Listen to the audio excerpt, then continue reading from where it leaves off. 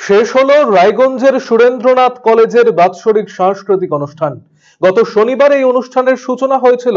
রবিবার রাতে বর্ণাঢ্য অনুষ্ঠানের মধ্য দিয়ে শেষ হয় অনুষ্ঠান।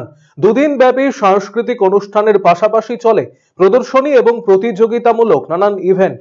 শেষ দিনে বিশেষ আকর্ষণ ছিল নন্দী সিস্টার্সের সঙ্গীতানুষ্ঠান, যাকে ঘিরে ক্যাম্পাসে ভিড় ছিল চোখে পড়ার মতো।